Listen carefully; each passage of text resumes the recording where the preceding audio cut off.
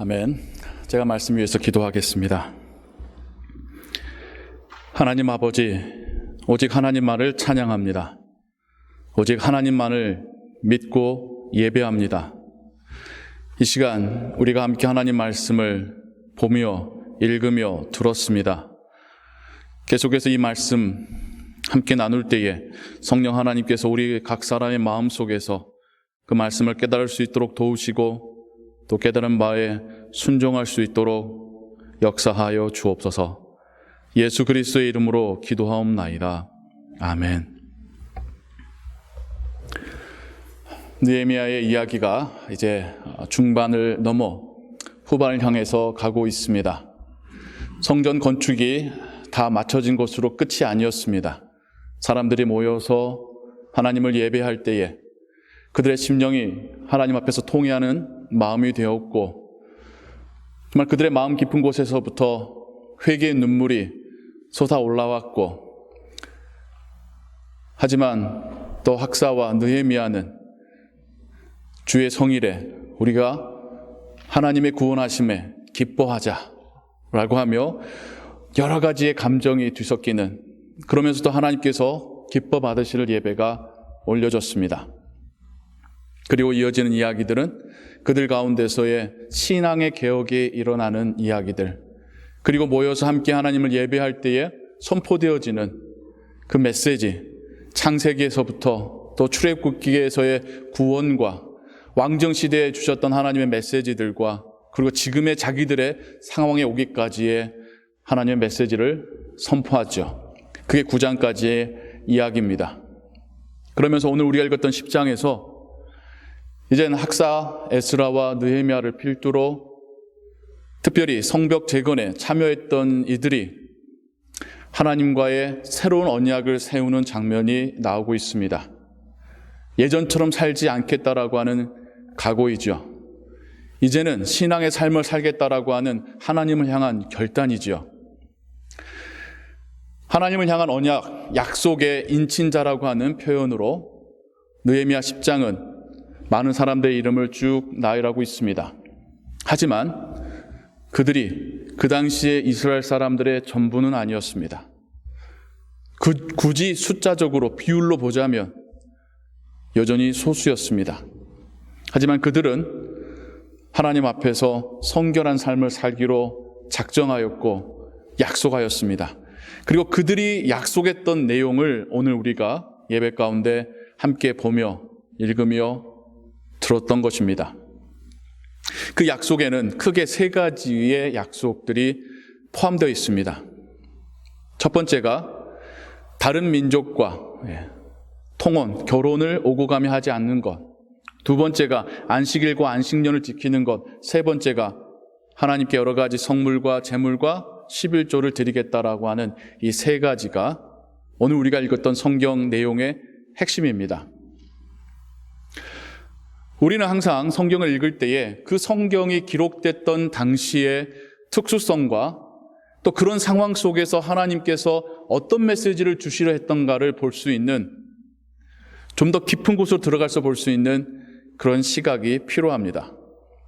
성경을 문자 그대로 읽고 문자 그대로 우리에게 적용할 때에 생겨날 수 있는 많은 오류들이 있습니다. 오히려 그것이 하나님의 뜻과 반대되거나 하나님의 뜻하고는 전혀 상관없는 그런 말씀이 적용이 될 수도 있습니다. 느헤미야 시대에 성벽을 재건할 때의 상황, 나라가 망했고 민족은 뿔뿔이 흩어졌고 세상 가운데서 조롱받던 그 시절에 그들이 하나님을 향한 신앙으로 회복되기 위하여서, 하나님을 섬기는 나라로 회복되기 위하여서 그 중요한 중간 단계로서의 성벽 재건이었고, 거기서 멈추는 것이 아니라 하나님을 예배하는 자들의 신앙의 개혁이 주요 골자로 기록된 것이 느헤미야입니다. 그래서 오늘날 우리하고는 다른 특수한 시대적 상황이 있다는 것을 염두에 두면서 왜 이 말씀이 성경에 기록되었는지를 보아야겠죠. 첫 번째, 우리의 자녀들을 다른 민족의 자녀들에게 결혼시키지 않고 다른 민족의 자녀들을 우리 자녀들에게 결혼시키지 않겠다라고 하는 약속. 어떤 의미일까요? 타 민족 간의 결혼을 하지 않겠다라고 하는 것으로만 이해한다면 이 말씀의 골자를 놓치는 겁니다.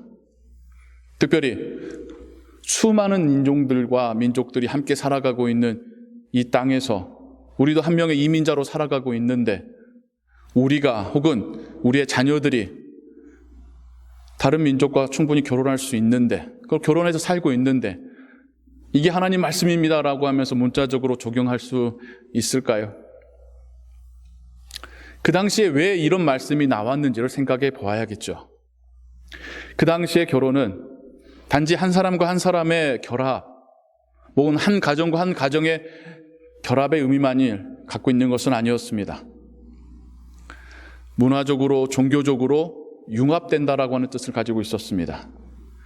그래서 한 부족과 한 부족이, 한 나라와 한 나라가 서로 화평하게 지내고 형제처럼 지내겠다라고 할 때에 그 둘 사이에서의 결혼식이 행해지곤 했었죠. 솔로몬이 왜 그 많은 후궁들과 처들을 뒀겠습니까? 그 나라들과 다 화평한 관계를 맺겠다라고 결혼했던 거고, 그게 이스라엘 민족의 우상 숭배에 너무나도 가슴 아프고 가장 영향을 미쳤던 사건이 되지 않습니까? 그렇게 들어온 다른 종교, 다른 신을 섬기는 이들이 다 이스라엘 땅에 산당을 짓고 자신들의 우상신을 섬기는 제단을 쌓았지 않습니까? 지금 이들이 말하는 것은 단지 자녀들의 결혼을 이야기하는 것이 아니라 다른 우상신들과 그 문화와 함께 짝하지 않겠다는 뜻입니다. 이걸 좀 더 구체적으로 오늘날 우리에게 이건 어떤 의미일까라는 것을 적용해 본다면, 저는 종교다원주의라고 생각을 합니다. 종교다원주의라는 것은 우리가 믿는 종교에도 구원과 좋은 것이 있듯이 저들의 종교에도 구원이 있고, 그들은 그들의 종교대로 구원받는 것이고 그들의 종교대로 복을 받으며 산다고 하는, 그래서 서로가 서로 간에 터치하지 말고 서로 그냥 각자 잘 지내자라는 게 종교다원주의입니다. 물론 들을 때는 굉장히 젠틀하게 들리고 서로 다툼 없이 살 것처럼 여겨지지요. 하지만 그 핵심에는 하나님에 대한 믿음이 이미 깨어진 상태인 거고요. 그리고 종교다원주의는 더 나아가서 나는 나의 하나님만 믿겠다가 아닙니다. 나의 하나님도 믿고 다른 종교의 신들도 믿겠다라고 되는 것, 그게 종교다원주의의 영향이죠. 이스라엘 민족이 그렇게 살아왔고, 그게 하나님으로 하여금 이스라엘 민족을 징계하게 했었던 첫 번째 이유였던 것입니다. 그들의 선조들이 하나님을 몰랐거나 믿지 않았던 게 아닙니다. 하지만 바알과 아세라도, 또 말곰도, 다른 종교의 신들도 함께 섬겼던 종교다원주의가 이스라엘 민족이 하나님 앞에서 지었던 우상 숭배의 죄였고, 그것이 하나님께서 계속해서 선지자들 통하여서 징계하시며 돌아오라 말씀하셨던 죄명입니다. 지금 여기에서의 첫 번째 약속은 지금 그것을 하나님 앞에 약속하고 있는 것입니다. 오직 하나님만을 섬기겠습니다. 마치 십계명에서의 처음 세 개의 계명이 오직 하나님만을 섬기고 그분의 영광만을 살겠다 하는 그 약속처럼 지금 이스라엘 민족이 하나님 앞에 그렇게 약속하고 있는 것입니다. 우리에게도 동일한 메시지로 들려야 될 줄로 믿습니다. 세상 살다 보면 참 타협하고 싶을 때가 많지요. 또 타협하면 편하게 살 수 있는 것이 보여질 때도 있습니다. 인간관계에서나 사회 정치적인 경제적인 상황 속에서 학문적으로나 한 가지만을 고집하지 않는 모습이 다른 사람들과 함께 어울려 살 수 있는 성숙된 자세라고 사회는 말합니다. 맞아요. 많은 부분에서 우리는 함께 살아가야 됩니다. 나만 옳다고 생각하는 것이 사회를 해칠 수 있습니다. 하지만 우리가 다 타협하고 다 양보하고 이해하고 기다려줄 수 있다 할지라도 하나님에 대한 신앙만큼은 타협해서는 안 되는 것입니다. 다른 것으로는 다 다른 사람들과 함께 살고 나누고 베풀고 그들을 인정해 줄 수 있었어도 내 안에 오직 하나님만이 계셔야 된다는 부분에서는 우리가 타협해서는 안 될 것입니다. 두 번째 약속이 안식일과 안식년에 대한 이야기입니다. 하나님께서는 천지를 창조하시면서 이스라엘 민족을 애굽으로부터 구원하시면서 이 안식의 개념을 분명하게 가르쳐 주셨습니다. 일주일에 6일간 열심히 일하고 하루만큼은 안식하며 하나님을 예배하라는 것이죠. 6년간 열심히 땅을 일구고 일했으면 이제는 땅도 7년째에는 쉬게 하라는 것이죠. 사람들과 관계 속에서 빚을 질 수 있습니다. 하지만 영원히 이 빚의 사슬에 목매여서 사는 게 아니라 7년째만큼은 혹은 50년째만큼은 그 빚으로부터 자유함을 얻게 하라는 것이죠. 그거는 그 당시에나 지금이나 정말 순종하기 어려울 정도로 센세이셔널, 하나님의 나라는 이런 모습이라는 것을 단편적으로 보여주시는 명령입니다. 이스라엘 민족이 그 율법의 말씀들 가운데 우상 숭배, 그리고 이 두 번째 안식년, 안식일에 대한 개념을 잘 지켰더라면 글쎄요, 많이 바뀌었을걸요. 그 사회가, 그 민족이 함께 더불어 살아가고 있는데 극하게 부한자와 극하게 비난자가 없고 서로 어느 정도 사이에서 함께 살아가고 있는데 그 나라가 약해질 수 있을까요? 그 나라가 불행한 나라가 될 수 있을까요?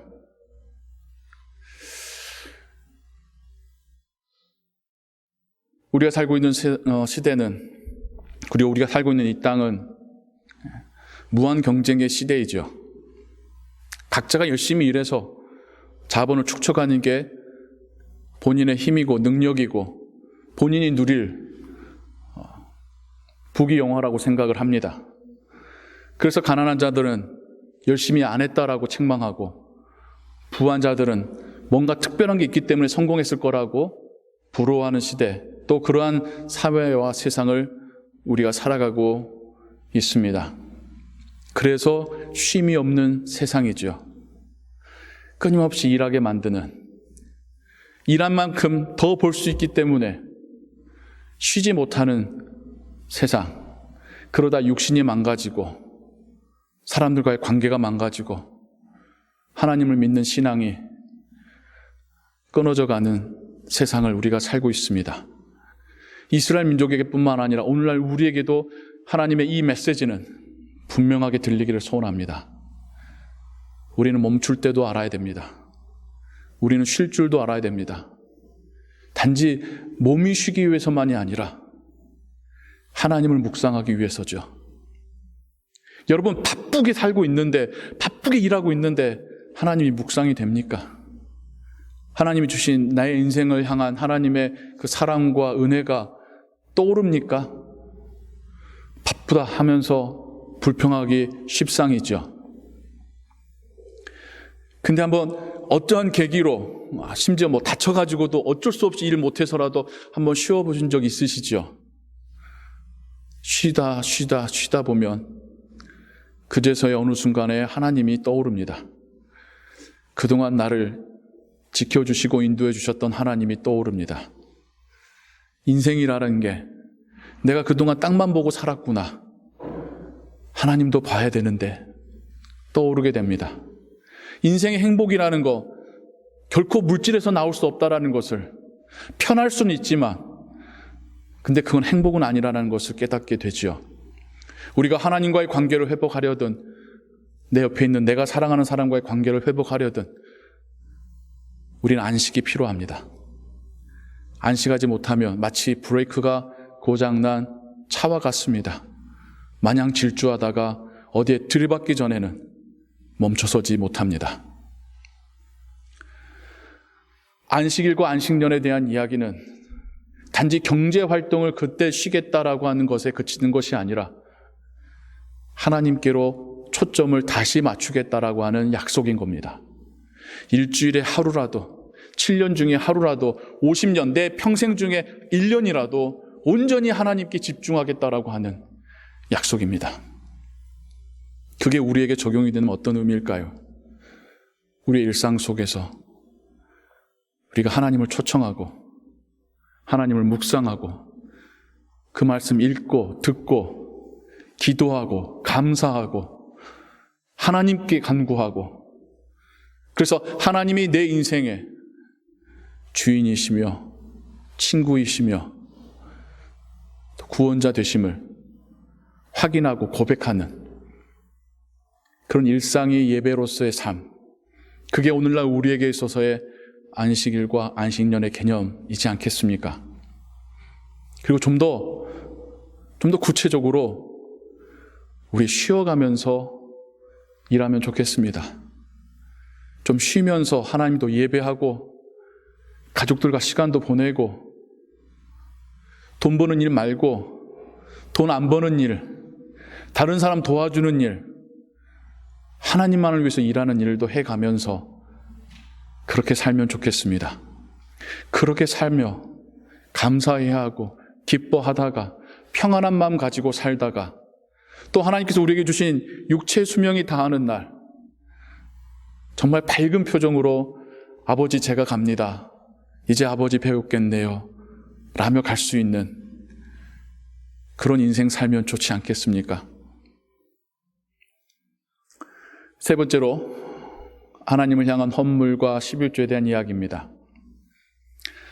오늘 본문을 읽으셔서 아시겠지만 굳이 비율로 따지자면 앞에 두 개의 내용이 4나 3 정도고 뒷부분 세 번째 약속이 6이나 7 정도가 될 정도로 가장 많은 비중을 다루면서 이야기하고 있습니다. 읽다 보면 좀 부담 갖지 않으세요? 별의별 것을 다 드린다라고 약속을 하고 있더라고요. 성전을 고치기 위한 성전세 세겔의 3분의 1, 또 첫 번째 자녀에 대하여 속건제, 또 첫 번째 곡식, 새 포도주, 예배 때마다 드리는 거, 그리고 그 물질을 태워 올려드릴 수 있는 나무들, 그러면서 또 제사장과 레위인의 삶을 책임지고 또 성전의 재건과 보수 유지를 위한 11조에 대한 기록들이 오늘 우리가 또 읽은 성경의 많은 부분들을 차지하고 있습니다. 11조에 대하여서 이제 최근에 와서는 많은 이야기들이 있지요. 그게 너무 성도들에게 부담이 됐진 않았었는지라는 생각에서 11조가 이건 구약에서만의 이야기고 이젠 그쳤다라고 말하는 분도 있고, 또 11조만큼 내가 알아서 이렇게 저렇게 내면 되는 거지, 또 그런 분도 있어요. 내가 어차피 하나님께 드릴 건데 내가 속한 교회에 드리던 아니면 나의 부모님이 다니는 교회에 드리던 내가 알고 후원하고 싶은 선교사님한테 드리던 어차피 내가 하나님 위해서 드렸으니까 마찬가지 아닐까. 참 속상한 이야기입니다만은 미국 내 이민교회들 중에 너무나도 영세한 작은 교회들이 있죠. 그 부모님들의 자녀들이 또 말 들어보면 하나같이 잘 됐어요. 그러니까 부모님이 힘들어야지 자녀가 또 잘 되는 것 같아요. 근데 부모님은 서부 해안에 살고 있는데 자녀들은 동부 해안에서 살면서 신앙생활을 합니다. 그러면 11조를 본인이 속한 교회에 내지 않고 부모님 교회로 보내요. 어차피 본인은 11조 내는 거니까. 부모님은 또 그걸 바라고 또 그 도움 없으면 생활이 힘들어지니까요. 근데 이게 11조입니까? 이건 부모님을 부양하는 거죠. 11조는 아니죠.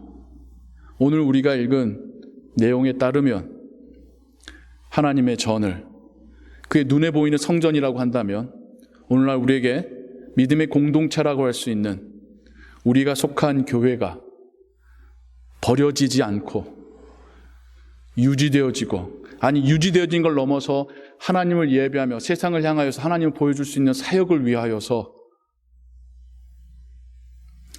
그래서 드려지는 게 11조인데 그걸 부모님께 보내거나 그걸 선교사님께 보낸다면 그거는 부모님에 대한 부양금이고 선교 후원금이지 11조는 아니죠.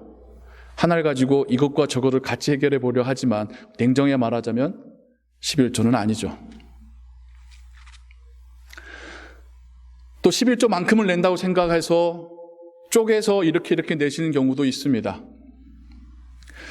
본인에게 나가는 금액은 같아 보일지 몰라도 그것도 11조는 아니죠. 그냥 다른 걸 낸 것뿐인 것이죠. 우리가 참 많이 똑똑하게 컴프로마이즈를 합니다. 방법을 궁리도 하고요.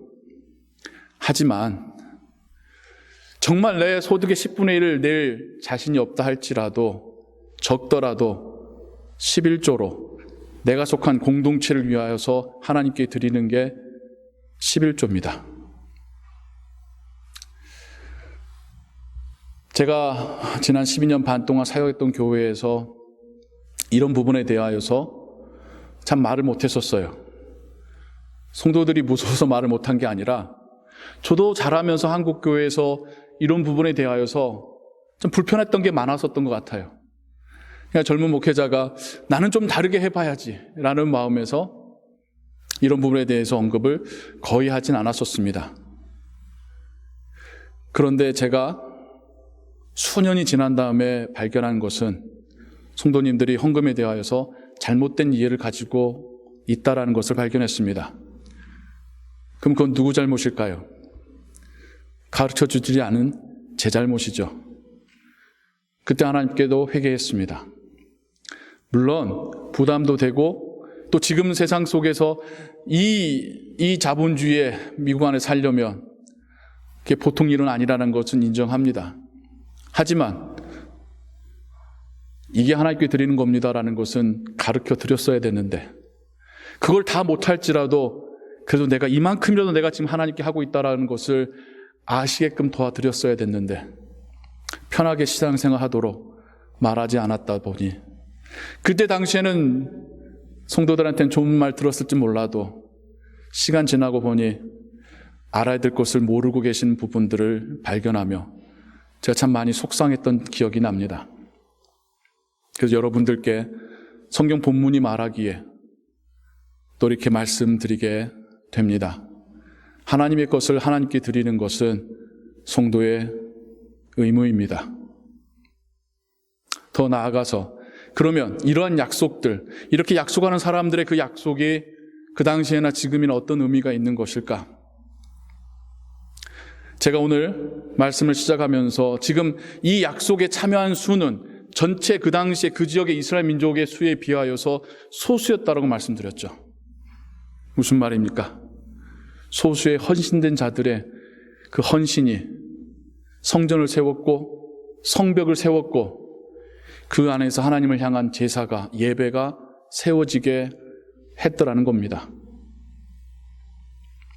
오늘날 지역교회 안에서도 각자의 신앙의 양은 서로 다 다르죠. 그걸 가지고 탓할 마음 전혀 없습니다. 그걸 못했다고 해서 여러분들이 부끄러움 당하기를 바라는 것도 아닙니다.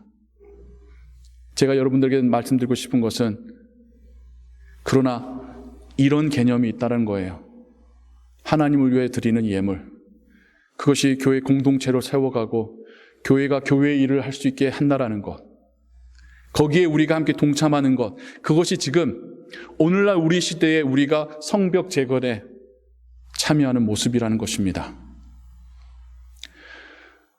우리가 예수 그리스도를 나의 구주로 고백할 수 있는 것, 하나님의 영이 나에게 임재하시고 나에게 은혜 베푸시기 전에는 고백할 수 없습니다. 그런 척하며 말할 수는 있겠죠. 근데 진심 어린 고백은 아니죠. 그래서 우리는 내가 받은 믿음도 하나님의 선물이라고 말하는 것입니다. 같은 연장선상에서 내가 가진 것들을 하나님의 소유라고 인정하며 하나님께 드릴 수 있는 것, 그것도 하나님 주신 믿음 아니고는 어렵습니다. 불가능합니다. 다른 사람 보는 눈이 따가워서 좀 낼 수는 있어도 한동안 짧은 기간 좀 나의 어떤 부를 과시하고자 낼 수는 있어도 꾸준하게 믿음으로 헌금 생활을 한다는 것은 결코 쉽지 않습니다. 그렇게 헌금할 수 있는 것도 하나님의 은혜입니다. 여러분들 각자가 하나님께서 주신 은혜대로 헌금 생활하고 계시는 거예요. 여러분들의 그 섬김과 헌신과 헌물이 우리로 하여금 지금 함께 예배드리게 하고 또 우리만의 교회가 아니라 선교지를 향하여서 이 지역 사회를 향하여서 그리스도의 사랑 가지고 나아갈 수 있게 하는 사역을 가능하게 하는 그런 성벽 재건과 한 장의 벽돌로 쓰임받고 있는 것입니다. 하나님을 위하여서 헌신하고 헌금하시는 여러분들에게 분명 하나님의 은혜가 임할 줄로 믿습니다. 헌금 많이 한다고 해서 믿음 좋다는 거 결코 아닙니다. 하지만 믿음이 없으면 헌금할 수도 없죠. 여러분들이 하나님을 사랑하고 여러분의 것이 하나님 것이라는 믿음이 있기에 하나님께 드리는 것이죠. 이 세 가지의 약속, 이게 그 당시에 성벽 재건뿐만 아니라 이스라엘 민족을 하나님 앞에 바로 세우는 약속이었고, 그리고 오늘날 이 시대 가운데 그리스도의 제자 공동체가 건강하게 세워져 갈 약속일 줄로 믿습니다. 그들의 약속만이 아니라 우리의 약속이 되기를 원합니다. 정말 거센 물살과 같은 세상 속에 우리가 살아가고 있습니다. 정신 차리지 않으면 그 물살에 휩쓸려 가기 쉬운 시대를 우리가 살고 있습니다. 그런데 우리가 서로가 서로를 붙들어주고 함께 하나님 나라 향해서 올바른 방향으로 가기 위해서 하나님 우리에게 공동체를 허락하셨고 그의 교회란 이름으로 모여서 함께 신앙생활하고 있습니다. 같이 하나님 나라 향하여 가기를 원합니다. 조금 더 성숙된 신앙과 주 예수 그리스도를 닮는 신앙으로 자라가기를 소원합니다. 하나님의 이 은혜가 우리 모두에게, 우리 교회에 임하기를 주님의 이름으로 축원합니다. 기도하겠습니다.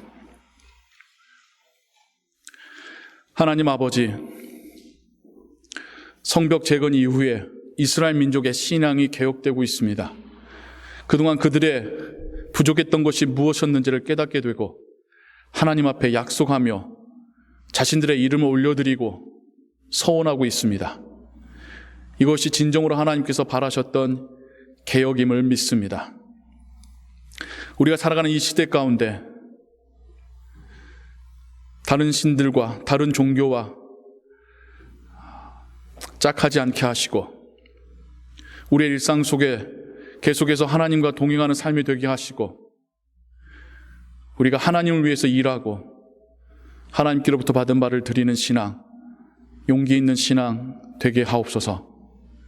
그러할 때에 우리의 가정이 또 우리의 교회가 건강한 신앙 공동체로 세워져 갈 것이며 하나님은 그 안에서 영광 받으시고 성령은 또 우리를 사용하시어 하나님 나라의 일을 하게 하실 줄을 믿습니다. 우리에게서 계속되어지는 신앙의 성숙이 일어나게 하옵소서. 예수 그리스도의 이름으로 기도하옵나이다. 아멘.